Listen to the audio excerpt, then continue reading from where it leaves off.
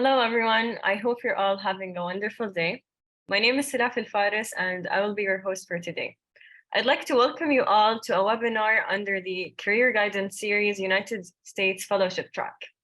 For those of you who don't know what Alfaisal MedHub is, it's an initiative under the umbrella of the International Office College of Medicine that aims at creating a global online community of medical students. Alfaisal MedHub covers a broad range of topics that are common to medical students all around the world. And the Career Guidance Series and podcasts are its main initiative. Our primary objective at Alfaisal MedHub is to help medical students learn more about the career opportunities available after graduating, as well as the steps involved in pursuing them. After conducting a series of webinars on the various milestones of the application process of pursuing residency in the United States, we now hope to shed the light on the various subspecialty fellowship pathways. Fellowship is the very next step of medical training after residency for many. And although there is considerable knowledge among students and prospective doctors about residency in the United States, the journey from being a resident to becoming a fellow and consultant remains relatively vague. Hence, our series aims to gauge medical students, graduates, and residents on this pathway and provide a guide to successfully matching into different subspecialties, making the process smoother. This series kicked off with a webinar on the overview of fellowship training pathway in the US and was followed by the first of the series of fellowship subspecialty-oriented webinars on hematology and oncology, cardiology, anesthesiology, and nephrology.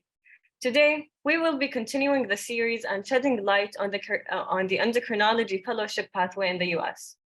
Do stay tuned for our updates on other subspecialty-oriented webinars on gastroenterology and others. All of the webinars will be delivered by distinguished Alfaisal alumni who have successfully matched into their dream fellowship programs after residency. We're truly honored to have those renowned individuals who have embarked on an incredible journey throughout their careers on board with us to deliver those webinars. With no further delay, I'd like to introduce you to our dear speaker for today, Dr. Mohammed Mahmoodurrahman, who will be delivering today's webinar titled Pursuing Endocrinology Fellowship Training in the United States. Dr. Mahmoodurrahman is a graduate of Alfaisal University College of Medicine.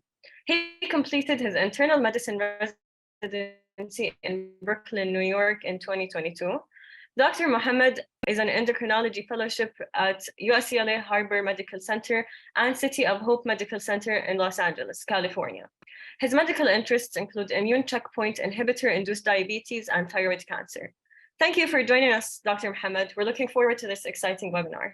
You're welcome to start whenever you're ready, Doctor. But before you start, I would like to ask if you would like to have the questions towards the end or if you would like to answer them as they come.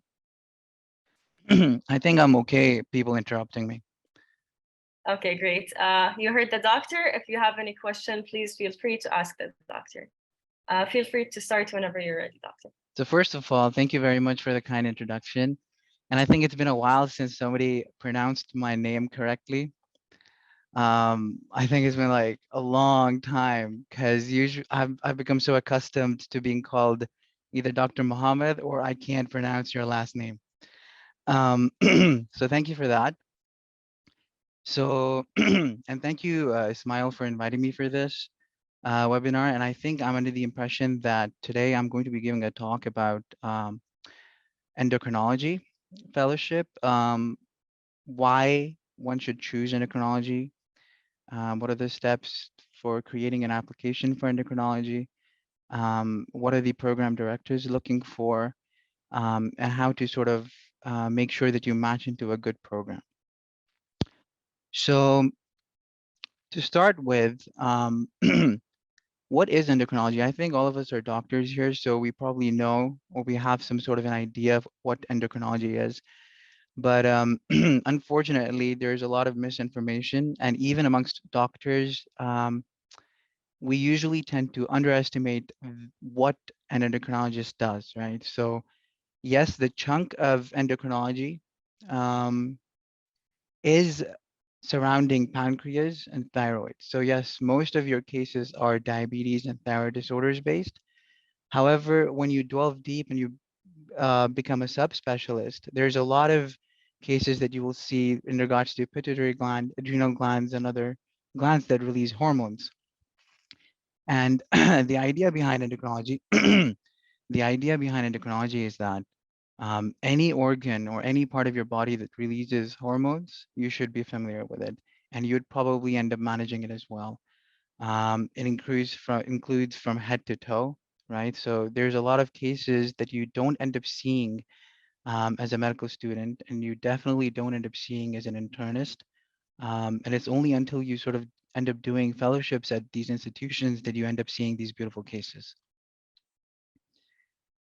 Recently, there has been a trend of endocrinology and technology being sort of like intertwined. Um, I don't know how many of you guys are aware of course, like there's something called CGM and insulin pumps, right? So I'm pretty sure everybody must be aware of insulin pumps. But as the technology improves, the idea is to make an automated pancreas eventually. One of the reasons I chose the fellowship that I did choose is its heavy emphasis on diabetic research and islet cell transplantation, basically leading to sort of like completely eliminating diabetes and type 1 diabetics. So a lot of a lot of medicine, right, when it comes to endocrinology, has been sort of integrated in advancements in technology as well. So if you're tech savvy, right, and you like being involved in gadgets, you know, it's not a bad field to choose because ultimately you get to wear CGMs and you get to wear insulin pumps while you're doing your fellowship, and it's pretty cool. Okay. So usually, I mean, medical students sometimes don't really think about subspecialties until much later. Some of them are ahead of the game and they do end up thinking about it. But a lot of times, you end up deciding what to do during your residency, right? Unless you're going for really, really competitive fellowships like cardiology or gastroenterology, right? Um, but of course, having said that, if you're aiming for a very good program, generally speaking, it's always good to start early. There are several factors which sort of lead people to do endocrinology. Um, a lot of people end up doing it because of excellent work-life balance, right? Generally speaking, the work hours are very reasonable. So you'd work like 8 to 5, 5 days a week, and maybe have on calls one weekend per month. And generally speaking, even if you have these on-call duties, they're very light. So you don't end up going to the hospital ever. So I'm in my second year right now, and there is not one time where I was called overnight and I had to go to the hospital. Everything was done over the phone, and I was able to put in orders through my phone. Um, so not only is the work-life balance excellent after you finish your fellowship, but even during your fellowship, it's one of the things that people usually look forward to. Number second is if you're not procedure oriented. So generally speaking, if somebody likes doing procedures, they opt for surgical specialties, right? But when people end up doing internal medicine as well, there's a chunk of them who like procedures. Um, and that could be based on, you know, their experiences in the ICU or GI electives, right? So they opt for gastroenterology because they want to do scopes, or they opt for critical care because they like intubating patients, right? But if you're not procedure oriented, right, and you place an emphasis on preventative medicine and you're more cerebral in the idea of practicing your medicine, then endocrinology is one of those specialties that you should consider because when you speak to most people in this specialty, the idea is that it's one of those specialties that is very cerebral and not procedure oriented. So when it comes to an endocrinologist, he's considered a diagnostician and somebody who manages those diseases afterwards. Ultimately, though, a lot of these diseases that are endocrine related present in very atypical manner as well. So it requires a lot of intellect that is away from the algorithms that you're usually taught in order to diagnose some of these patients, right? And one of the main reasons that I got into this fellowship is primarily because I became some sort of like a fitness enthusiast, especially during early in my residency. Um, And when I started reading about health and nutrition and what it does to your body, a lot of emphasis was placed on your hormonal health. Um, and once you get into that and you start reading about nutrition, you realize that I realized that endocrinology is one of those fields where there's such a strong emphasis on preventative medicine, right? That when, if you are very passionate about health and fitness, it would motivate you to read about nutrition. It would motivate you to read about exercises. It would motivate you to read about lifestyle choices or modifications that would lead you to lead a healthier life. And that can be translated into your practice, where you can advise your patients to do the same. Now, because this is a fellowship, right, and it's a continuous learning process, right, it's one of those things I was able to see myself do for the rest of my life, and enjoy my life at the same time. Because if you're one of those people who wants to have a good work-life balance, wants to lead a healthy life, but also be interested in what you want to do and love what you do, right? And have a whole balance there. Um, it's one of those fields that does sort of attract those kinds of people. So endocrinology itself is very beautiful when you read more about things like pituitary adenomas, medullary thyroid cancers, Cushing syndrome, acromegaly, and you end up seeing these patients in real life. But it becomes even better when you end up reading about nutrition, applying it to your life, and then going to your clinic and telling your patients the same. So all in all, it's a very good field to be in if you want a full work-life balance. Why not? Right. So keeping this presentation completely non-biased, right? Because of course, like I have a tendency to prefer to talk only good about endocrinology. But then again, there are negatives to it. And at the end of the day, it really depends on you whether you take these as negatives or some things that are not really very relevant to you. Number one, okay, reason that people opt out of endocrinology, even if it interested them, is the financial compensation, right? So generally speaking, right, if you are doing 2 more years of fellowship after your residency and you're training more, you would expect to earn more, right? However, in the US, right, if you end up doing 2 years of subspecialty in endocrinology, you end up getting a lower financial compensation than you were to get if you were, for example, to be a hospitalist. Okay. So generally speaking, it's around $275,000 a year compared to a hospitalist who could be earning like 300K. Of course, this varies depending on your location as well and the type of practice you choose, which we will talk about later, right?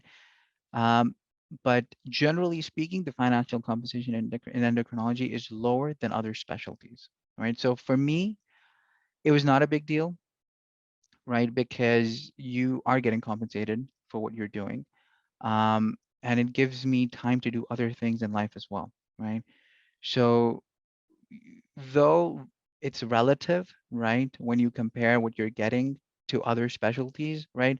But if you're financially conscious and you understand how to take care of your finances, right? The amount you're getting is a lot, right? And it's enough for you to lead a very good life. And this only applies to US, of course. But if you were to subspecialize in endocrinology and then end up going to another country, it would be very different. And maybe you guys could tell me more about that later. But I was talking to one of my friends who is doing his fellowship in cardiology in Qatar, right? And he told me that if I was to go there as an endocrinologist, I would be getting paid as much as a cardiologist. But I don't know if that's true, or maybe he was trying to motivate me to go there. But that's what he said.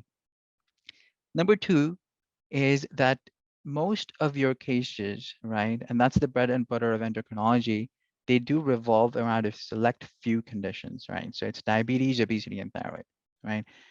And that is also one of the main reasons that endocrinologists are in such high demand at this moment in time, is because there is an ever increased um, incidence of diabetes, obesity, especially in the US, right? However, because two-thirds of your caseload revolves around these select few conditions, um, it can get it can lead to it can get a little boring for some people who were not very interested in the medicine aspect, right? So there would be people who would come into the fellowship just desiring a good work-life balance, right? When those people get into this field, they eventually realize that it kind of gets boring for them because they weren't interested in medicine anyways, and it becomes redundant, right? And this is one of the reasons, right? A lot of endocrinologists nowadays, right, they're opting for academic institutions to further their practice rather than private, because when you're in an academic setting, you see much more of other cases. So, for example, where I am, it's 50-50. So 50% of what you see is diabetes and thyroid and obesity related, and 50% revolves around the pituitary gland, the adrenal gland, and the reproductive axis. And you will see like rare cases of other things as well. Um, Number three, it's definitely not a good fit for individuals who despise social interactions. I know many individuals who opted to do radiology because they couldn't bear talking to people. And endocrinology is one of those fields where you do end up talking to your patients for quite a bit because you're sort of like trying to counsel them on several things. And a lot of these people, right? Whether you believe it or not, diabetes is one of those things that when they get it, they're very scared of it, right? Because if they've heard all these stories about, especially if they're new onset, right? They've heard all these stories about, diabetics getting heart attacks, legs amputated, and all those things, right? So they need a lot of counseling on what to do with their life. And if you're going to talk about nutrition, health, and the generality of the condition, you want to be able to talk to your patients. And this does sort of become redundant as well. But if you love what you do, you wouldn't mind doing it over and over again. So for me, for example, I love meeting new people. Recently, I've had this thing where I asked one of my patients whose eyes were colored green, right? So I asked her that you have green eyes. How does that work? Right? That those are really good eyes. And she goes like, oh, I don't know what color they are. And I was like, what does that mean? And she goes like, the color changes according to the shirt she wears, and apparently it becomes blue when she wears blue, and apparently it's a thing. Um, but anyways, I don't want to sidetrack, but I like meeting new people and sort of understanding their viewpoints on life as well. So if you like doing that and you like talking to people and you like social interactions as a daily sort of a thing you do, then it's also one of those things for you. But if you despise it, then it's not for you. And number four, if delayed gratification is not your strong point. So I've spoken to a lot of surgeons as well during my time here, and a lot of them, right, one of the things that they love about their field is how they create instant success or failure. But the idea over there is that a patient comes in, right? And he comes in because he has to undergo a surgery to remove something, or there's an emergency case, right? They're gonna take him to the OR. It may last a few hours, but afterwards, like they've done the job, they've done the deed, and they're either successful. I'm gonna say they're successful, and it's sort of like an instant gratification where you're like you may monitor the patient for a bit, but you're done with the case and you're happy that it sort of resulted in a positive point.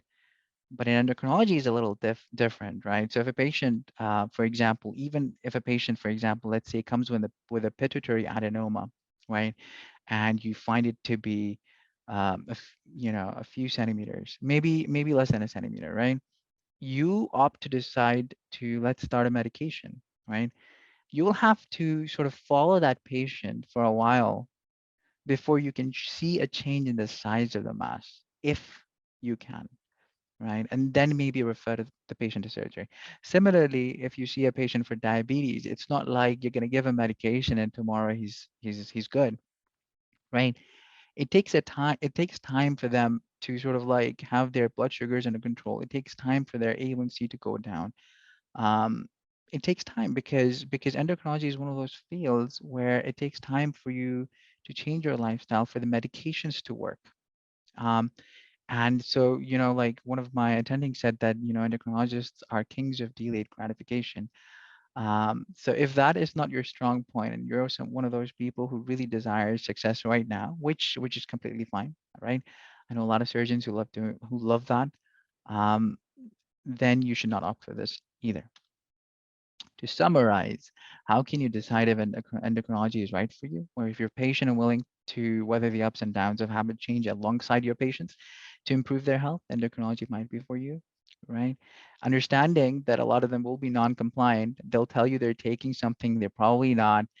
Um, all kinds of things happen, right? I've had patients who've told me that their CGM fell off, that they ran out of insulin, or that they were injecting insulin, but they weren't, and I ended up increasing it and led to hypoglycemia when the patient did end up injecting it. So you'll find all kinds of people, right? But you learn from them, but it's interesting. It's for you if you love learning about physiology, lifestyle medicine, and pharmacology, and value positive lifestyle modification in your life and your patient's life. Um, if you prefer lower acuity, right? So it's not one of those fields which is emergent, right? So even when I'm on call and I get a call at night, it would be like for a sugar level of like 400, which which is something that an internist can do as well, right? So generally speaking, you wouldn't even get calls, right? But if you do, it'd be something that, oh, you just give a little bit of insulin, it's okay. Because at the end of the day, if a patient comes in with DKA or even mixed edema coma and one of those emergent conditions in endocrinology, ICU takes care of it, and you probably get called in the morning for your recommendations, right? Um, so it's a lower acuity field. And if you enjoy the cerebral side of the medicine more than procedures, and if you prioritize work-life balance, right? Um, and you're willing to sacrifice a bit of income in return of all those upsides, endocrinology might be a good fit for you. So, of course, having spoken about endocrinology in general, right? Endocrinology fellowships are either a 2-year clinical curriculum or a 3-year combined clinical um, and research. Okay. Um, as you can see over here, you can either go for a clinical endocrinology track or you can go for a research academic track. So the idea would be for a good for a good fellowship to provide outstanding clinical training, right? Because you want so one of the ways to see that is, okay, so generally speaking, first of all, you need to decide whether you want to stay into the clinical side of it or you want to go into the academic side of it, right? Clinical fellowships are usually 2 years and they involve you rotating in advanced areas of clinic settings. And they do have foundations of clinical research as well. So that is something to bear in mind, but you get 2 years for that. However, if you're one of those people who's really interested in research and wants to sort of have basic and translational research as part of their lifestyle, 3 years is what usually you opt for because then a whole year is given to you just for lab work. And that really depends on the kind of fellowship you end up going to because it varies. Sometimes they split it between second and third year, and sometimes they do most of it in the third year, right? But ultimately, right, any clinical program, the goal is to become an outstanding clinical endocrinologist, either in an academic or a clinical practice setting. And which track is best suited for you is something that you need to decide depending on what your interests are and why you got into endocrinology in the first place. So, because if I speak about some of the positives of the fellowship, right, where some of the positives of becoming an endocrinologist, where work-life balance is important. Most of you will end up going for the clinical endocrinology track because regardless of the specialty, right? If you end up going into the research or the academia track, um, you will be busy, right? And that is something you need to keep in mind. So this is directly from the, I think, I'm going to go over how, like, what the application works, but I'm under the impression that I think you guys have had this talk by, I think, Dr. Naif Abudaf before, and then I think Dr. Khalid Jazia before that, as to what the application process is like, right? So I'm not going to go too much into depth, but I will go into it. But before that, right, just comparing different fellowships to endocrinology, right? So this is taken directly from the NRMP results and data specialties matching services, right? And this is from 2023, right? And what is interesting, right, is there is so endocrinology, generally speaking, is one of those specialties that is considered to be an intermediate difficulty sort of when you apply for it, compared to cardiology, which is incredibly competitive, and GI, which is incredibly competitive, versus hospice and infectious diseases, which are very low when it comes to competition, right? But one of the things you do notice over here is that in 2023, there were 396 applications in total, right? For a 359 positions that were offered.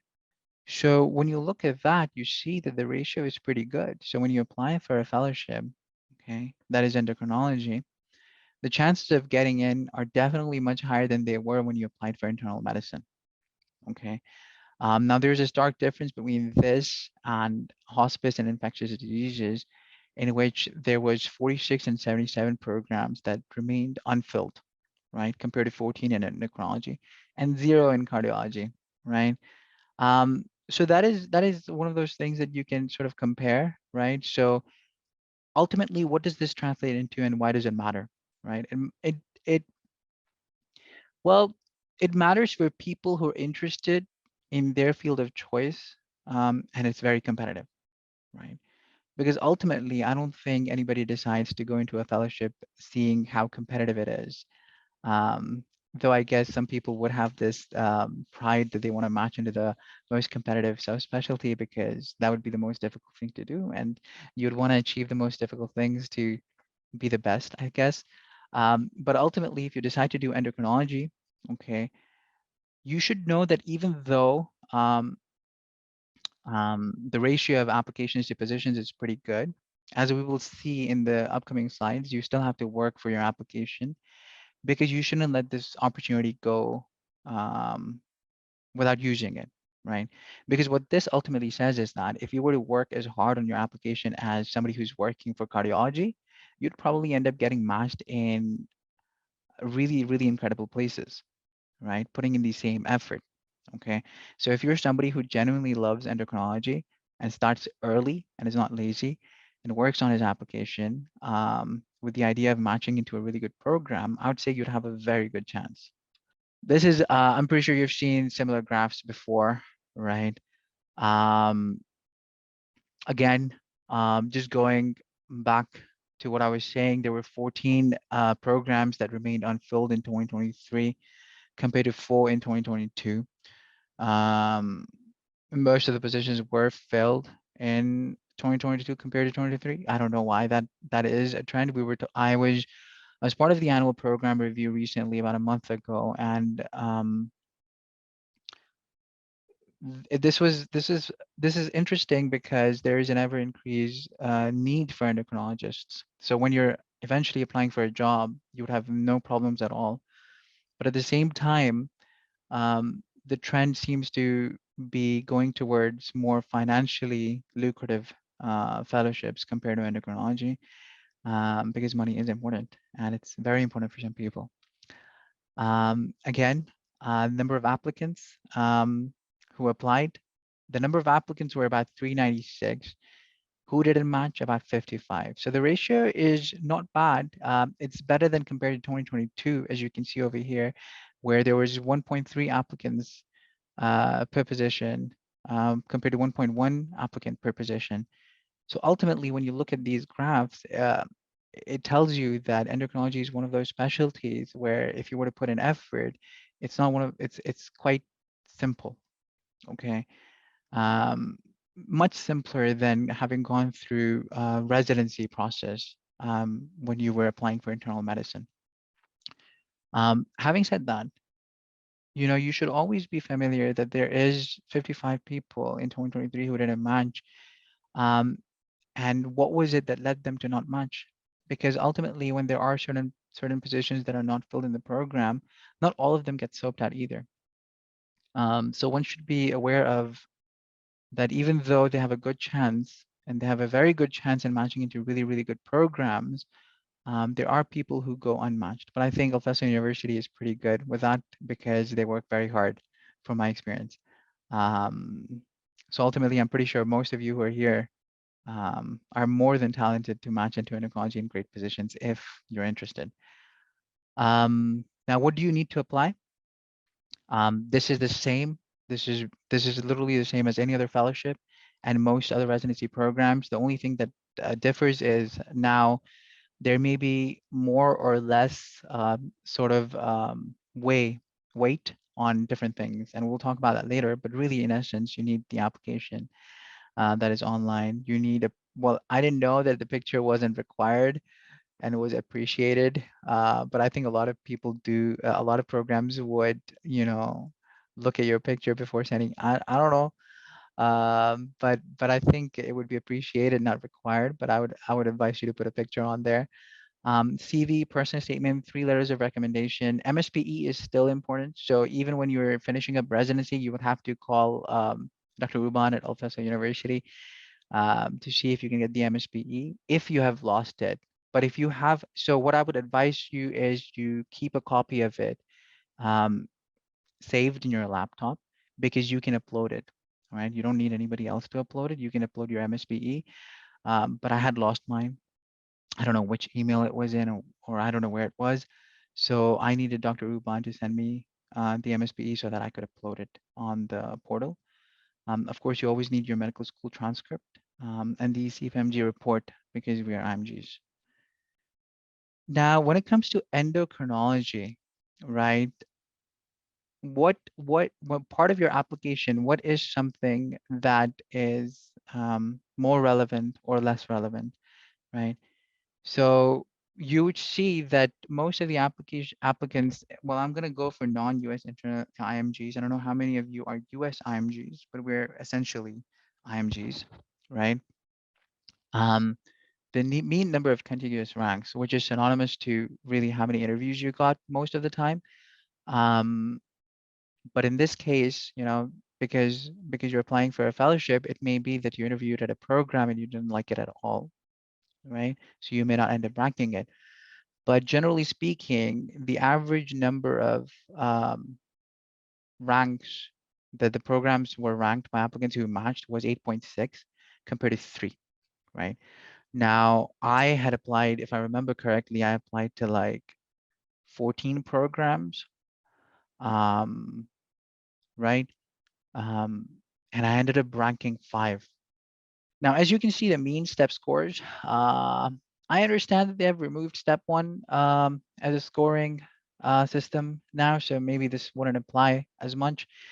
But generally speaking, the mean step 1 score has been 238 and step 2 score has been 243 for the people who matched when it comes to non-US IMGs. Because surprisingly enough, right? Actually, not surprisingly, I guess enough. But what endocrinology program directors, right, place more emphasis on is research, right?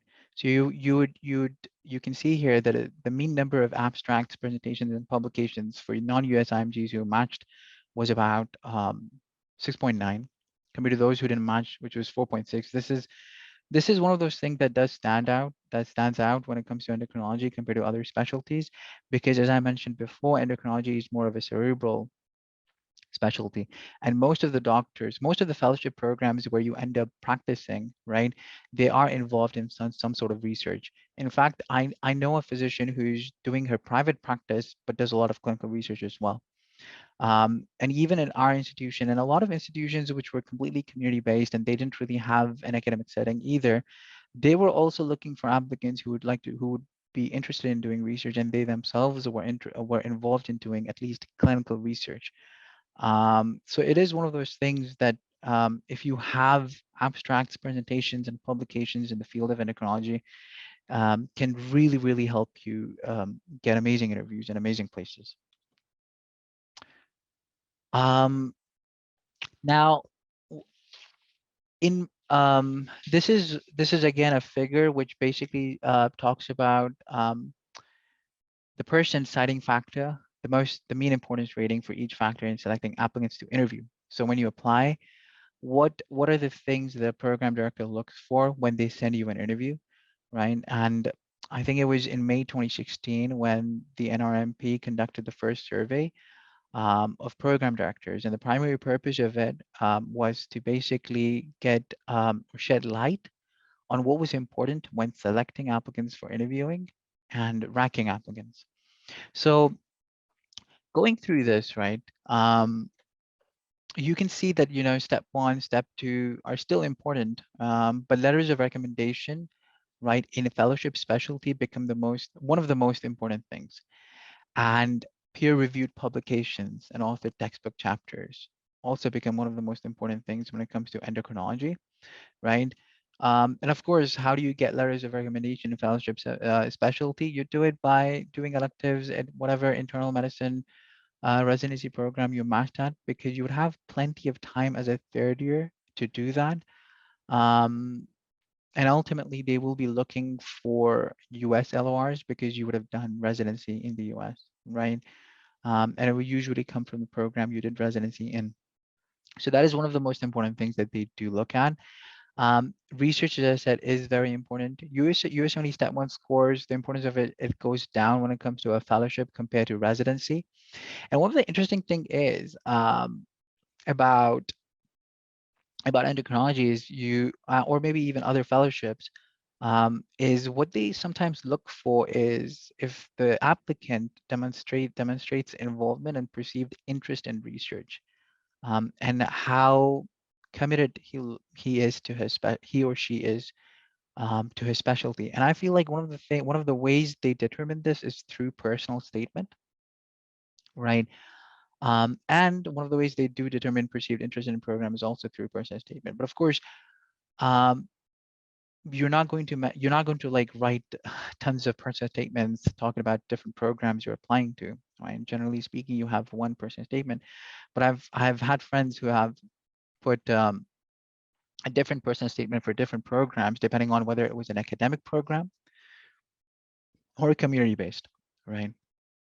Because your entire um, reason for applying changes. So if you're applying to an academic institution which is heavily focused on research, right, and you're writing a personal statement, what a lot of applicants would end up doing is trying to demonstrate interest in research, and they could talk about their publications, but generally speaking, they wouldn't, and it's advised not to, because the program director has everything in front of them, right? But sometimes they would use this space to talk about what they want to do in the future, right? So let's say that my program, the hospital I work at is involved in islet cell transplant, right? So if I was to go back and write a personal statement, I could write about how I want to sort of get involved in it, right?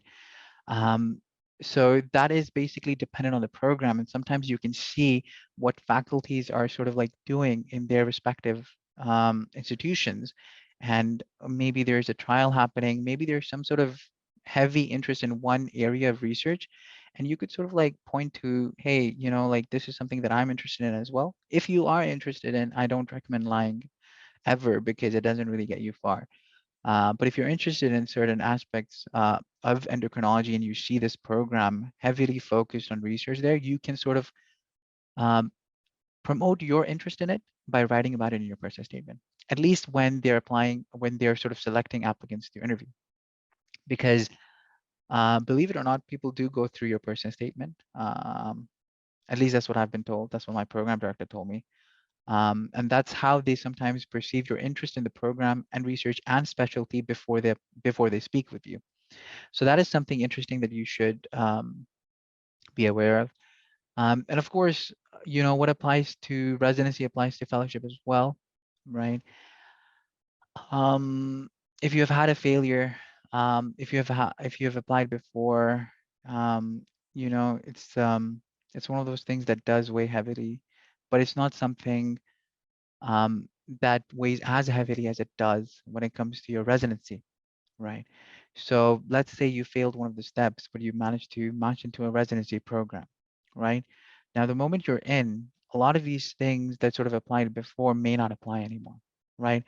So even though, right, any failed attempt over here, it says 80%, deciding factor of whether you'll receive an interview or not, is I believe that if you work hard and play your cards right, and if you're truly interested in one of your fellowships, you can still make a very strong application, especially because you were able to go through the most difficult hurdle, which was getting into internal medicine to begin with. Now, this may look similar to the previous graph, but compared to the previous graph, this is what happens after the interview and what the program directors are looking at when they're ranking applicants. The most important, so you have to understand something. When they have sent you an interview invite, you should know that they are already happy with your scores. You should know that they're already happy with your CV and whatever you may have published. You should know that they may have already sort of understood um, your perception when it comes to their program or endocrinology in general, and whether you're somebody who's interested in research and all. Now, what they're trying to see is if they can talk to you and they can work with you. Okay. And so the most important signing factor that everybody would tell you becomes interactions with the faculty during interview and visit and interpersonal skills, right? Um, Now, this sort of like can be related in several ways, right? So you would have faculty members interviewing you. Definitely, they'll give you a tour of the program. But people would say this even when you're applying for residency, that once you get an interview, you're also interviewing them as much as they are interviewing you. Um, but generally speaking, this applies much more to a fellowship program because, as I will show you later, right, they don't send out that many interviews. Okay. And as I will show you later, they don't rank as many applicants either, right? So what ends up mattering the most when you're interviewing is your interpersonal skills and your interaction with the faculty. And you should be aware that when you go into an interview for any program, you go through the program itself because every program has its strong points and weak points. You don't want to go into So an interview trying to make sure that you are your best, but don't ask some relevant questions, which would be very essential for your life, right? And for your future. So that's important, right? So while they are interviewing you, you're interviewing them. Your interpersonal skills are important. You don't need to talk about your step scores. Nobody does, right? You don't really have to talk about your publications unless they ask you. You should know your publications, right? You should know what you wrote, um, because you don't want to be left dumbfounded. So one of my friends interviewed at one of the programs while I was interviewing as well. And he told me that he was asked for one of his publications that he published 6 years prior, and he forgot about it, right? But it looked very bad on his application, like on his interview. Like it looked very bad because there was an awkward silence for about a few minutes after that. But you don't want that to happen either, right? Um, and while you're interviewing, right, you should show enthusiasm. So if one of the faculty members ends up telling you about his research, you better be you better have a big smile on your face, right? So one of the people who interviewed me from City of Hope, in fact, because we got interviewed from both places, right? So they're professors at UCLA, they're professors at City of Hope. They both interview, right? And it's like a whole day of interview. This is like one of the longest interviews I think that I've ever had. And he ended up telling me about his research in islet cell transplant. And the whole time I had the biggest smile on my face. But this time it was a genuine smile because I was actually interested in what he was talking about. His name was, and he was talking about a lot of things which were very interesting. He's a Muslim doctor, and he ended up reciting a verse of the Quran as well while during my interview. And I was like, bro, what is going on here? So it was a good interview, but you want to have a big smile if somebody's talking about themselves and know that if somebody starts talking about their research or how they work in the institution, they're very interested in you. So use that to your benefit. So when it comes to endocrinology, right, and the program directors were asked about the potential challenges in recruiting applicants to this specialty, right? One of the things they did note is that there is not enough applicants in the specialty. So as I said, mentioned before, there was about what, like 380 applicants for about 340 or 330 positions, right? Which is a very good ratio. But this also poses a potential challenge to the program directors, not to you, right? In selecting good quality applicants. And one of the reasons this is undesirable income potential as a practicing physician, right? So this is one of the most important the most difficult challenge that, like endocrinology has in general in recruiting applicants because um, unfortunately, um, everything's become about money. Um, And if it's not financially lucrative, it's not associated with the happiness. And so generally speaking, a lot of people do sort of tend to go, hey, how much am I going to earn afterwards? And is it something that I should pursue now? Understandably, if you are, as I mentioned before, spending 2 more years of fellowship, you would want to get paid more, right? It's your human nature, right? Hey, I'm working for 2 more years on a fellow salary. Why would I do that if I'm not going to get paid more, right? So it becomes a potential challenge and when it comes to recruiting applicants. But then again, I feel like a lot of applicants who do end up applying to this specialty either do it because they really love the field, right? And they can see themselves practice this for the rest of their life, or they're very much interested in work-life balance, right? And this is also a very good field for, I mean, men are equal to women, but a lot of times what ends up happening is that women who are childbearing age and they want to have a family and whatnot, they don't want to be involved in a high acuity sort of specialty, but they still want to work. They don't want to stay at home, right? Um, and so generally speaking, they do end up choosing endocrinology for that reason as well.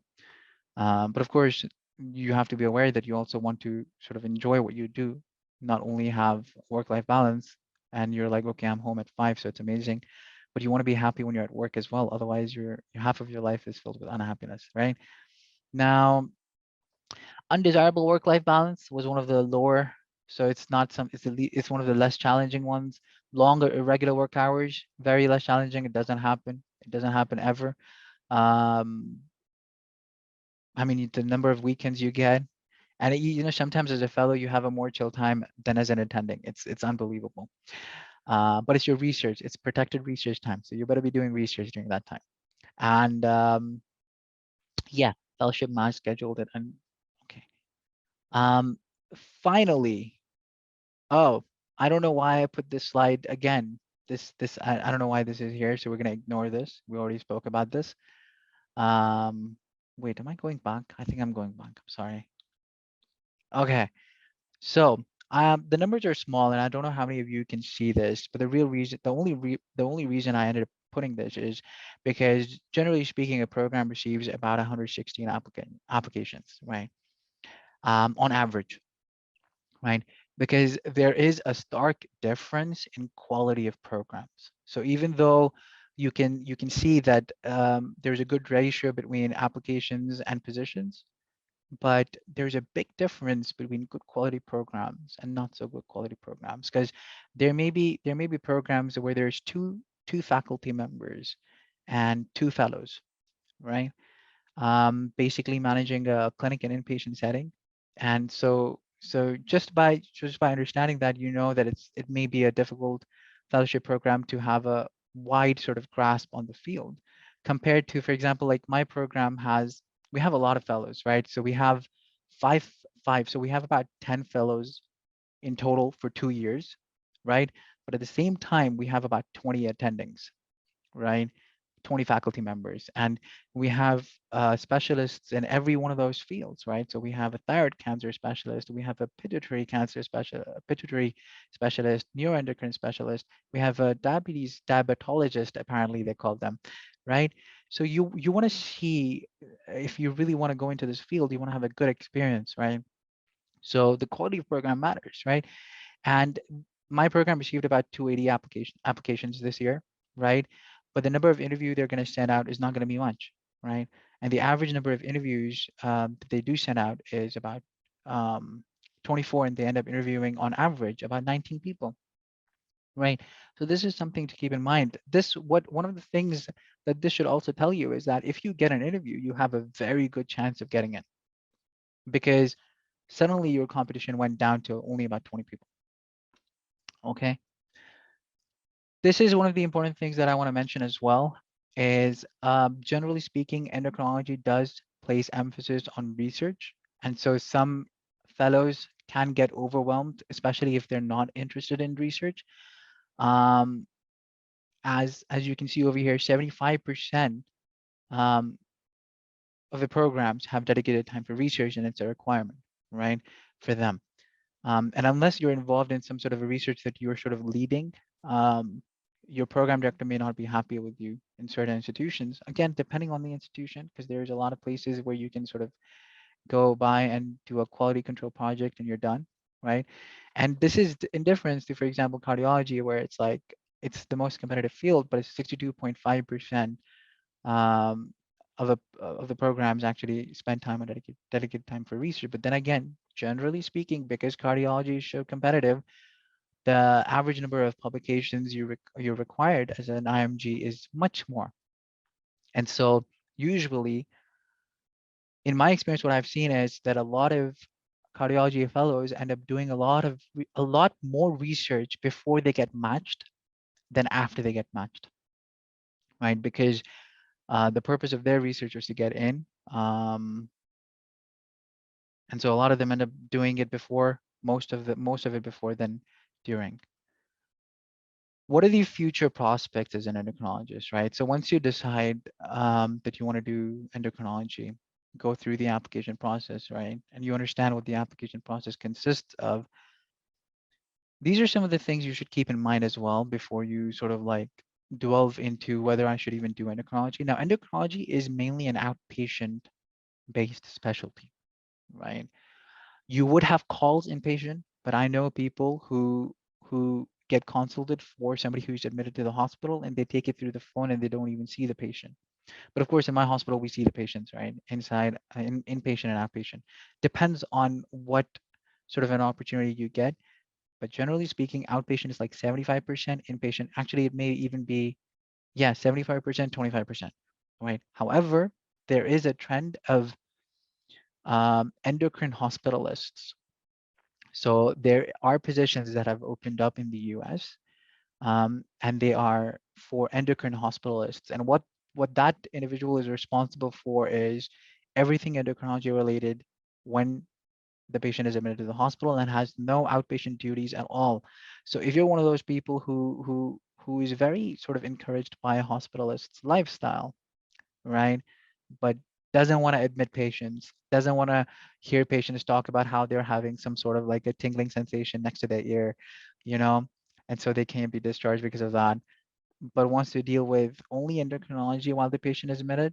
You know, endocrine hospitalist is not a bad option, especially because they get paid more, interestingly enough, than endocrinologists who run the outpatient service, even though the variety of patients they see is much less. So if you are going to go for an endocrine hospitalist, I will get super bored if I did that, because it would be only diabetes, and there would be nothing else. But I want to do a lot of other things as well. But if you're happy being a hospitalist, if you're happy managing only diabetes while you're an endocrine hospitalist, mostly you may get a few TSH consults here and there. There may be a patient who comes in with pituitary tumor, or there may be a patient who is going for surgery for FEO that they may consult you for. But be aware that 90% of your consults will be diabetes. Then academic versus private, again, you know, this boils down to what your interest in life is. And if you want to pursue academia, you should be interested in research and teaching, right? So a lot of a lot of endocrinologists end up sort of opting for this because not only um, they want to keep learning for the rest of their life, but in an academic setting, you're more likely to practice endocrinology as a whole. Usually in private practices, you may not end up seeing a variety of cases that you would see in an academic setting. However, the stark difference between the two is, again, finances. Everything comes down to money, right? But so endocrinology, you know, is already a financially not that lucrative of a field.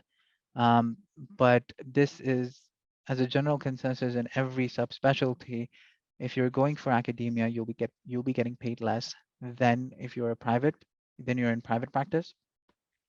Um, though, and you'll be busier. So this is something that you need to keep in mind, because when you're in an academic setting, there's pressures for you to publish. You know, you have to be involved in research. So unless and until you enjoy that aspect of endocrinology, it is preferable to not go that route. Now, are there any subspecialty fellowships after endocrinology? Um, Generally speaking, no, right? So one of my attendings did One of my attendings did do a subspecialty fellowship in thyroid cancer at MD Anderson after his 2-year endocrine fellowship. So he is a thyroid cancer specialist. However, if you were to pursue academia, or if you were to pursue what you could do, what there are several ways to go about sort of like specializing in one field. So diabetologists, thyroidologists, neuroendocrine specialists, a lot of these titles come from their interests in research, which they are heavily involved in. And that's how they sort of like um, niche their practice to only that, and how they end up seeing patients who are only relevant for that, right? So this is something that can happen, that does happen in endocrinology. Now, of course, there's an ever increasing need for endocrinologists. So when you apply for a job afterwards, there's literally no problems, right? And I think this is not only in the US, but I would say it's probably the world now, because diabetes and obesity is on the rise. And even though it's not good for the population, but I guess it's good for endocrinologists. I mean, so the program I did my residency in, the chief of endocrinology, right? He used to go out giving candies to the residents, to medical students, and everybody would be like, "Oh, why are you doing that? You treat diabetes. That is hypocritical." And he'd be like, "No, I'm increasing my customers." But yeah, you shouldn't be like that. You should practice what you preach, right? So I would imagine an ideal endocrinologist would practice what he preaches, because you can't have a BMI of 37 yourself and you're going to your patients and being like, hey, lose weight. You know, your patients wouldn't listen to you like that. So that is something important. So in conclusion, it is a beautiful field with emphasis placed on the medicinal aspect rather than procedural. There's good work-life balance. Start early, right? Um, a lot of times residency does dictate where you eventually end up going, because unless and until you've had enough experience or exposure to it, you won't develop much interest in it, right? Um, Environment dictates a lot of things, right? So there are residency programs who barely have any exposure to endocrinology. And even as medical students, maybe there's like one rotation where you end up going into endocrinology. Just because of a lack of exposure, a lot of people don't end up going into endocrinology because they have no idea how beautiful it is, right? Um, and the only way, I guess, to sort of like counter it is by reading, right?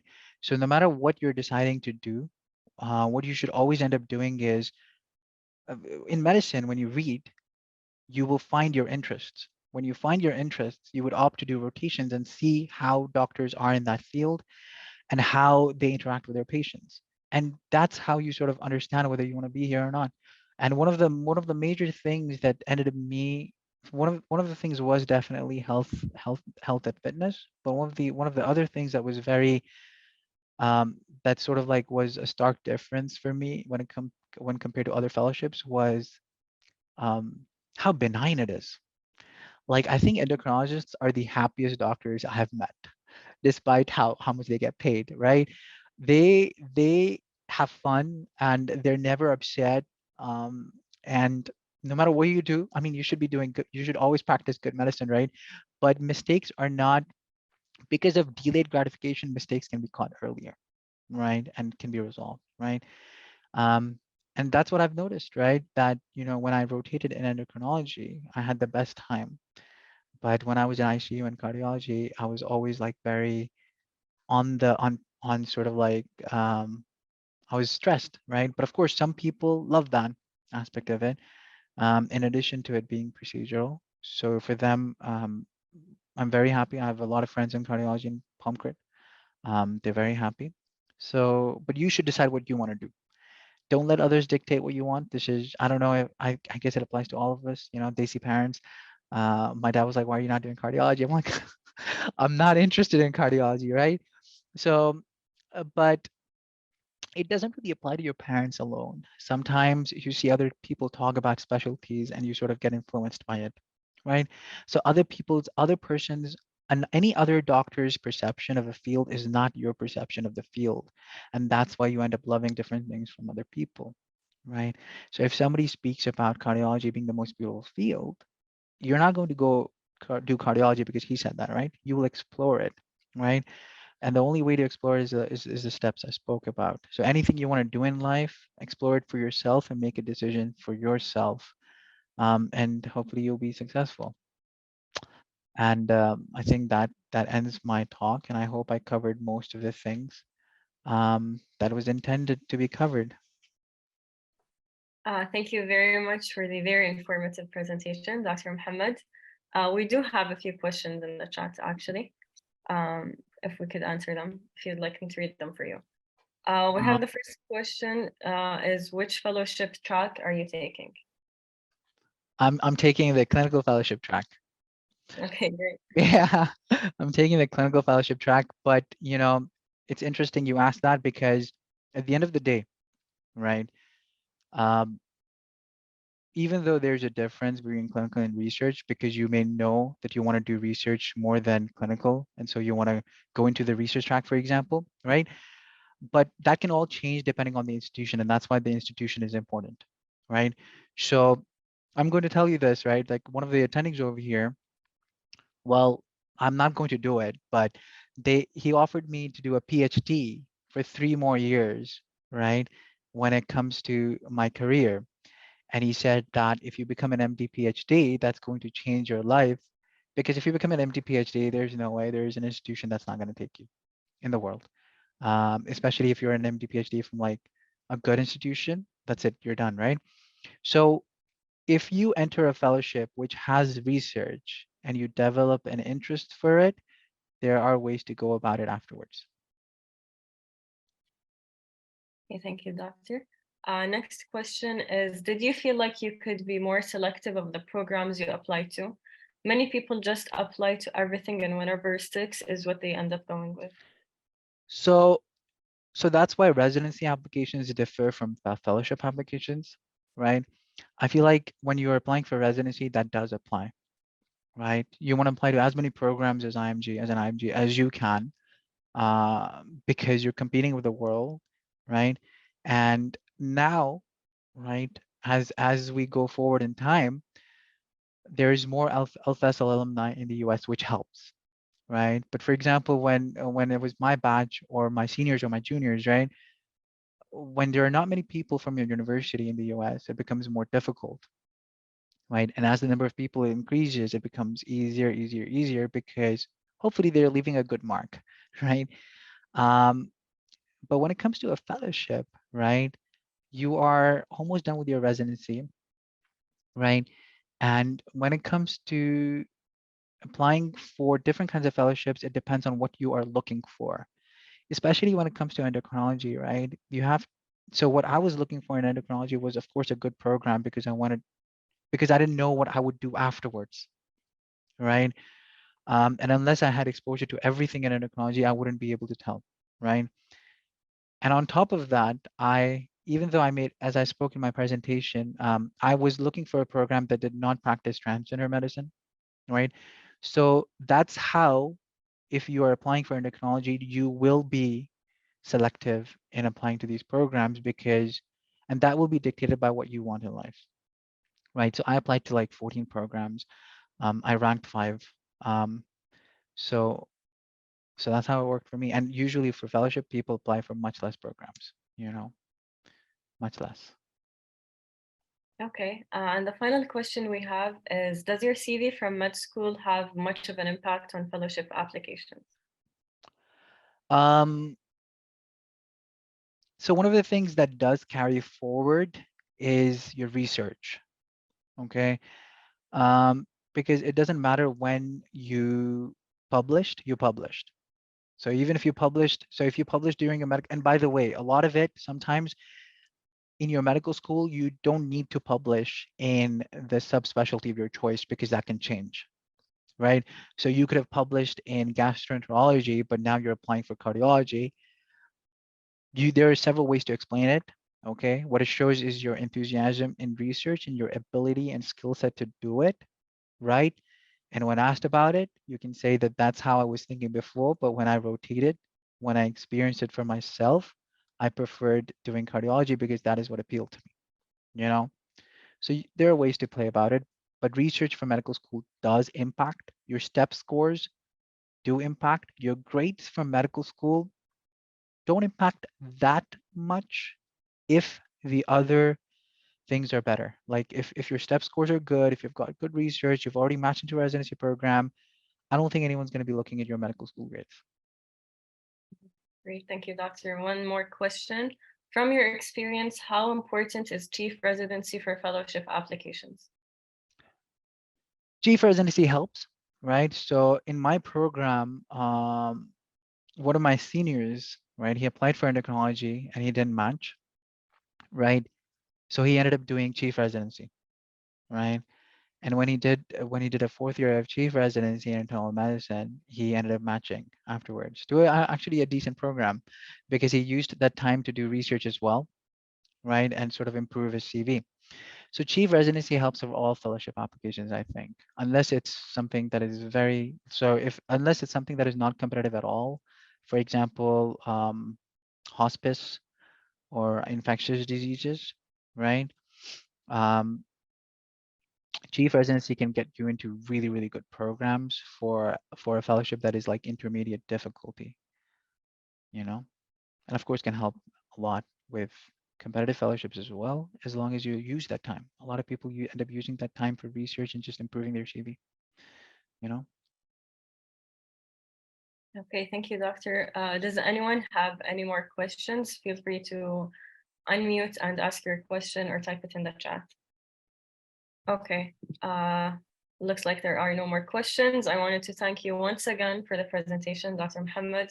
It was great to learn about this from you, and thank you for sharing your valuable advice with us. We're certain that everyone found it just as beneficial as we did. And to everyone in the audience, thank you for Thank, joining us for this webinar.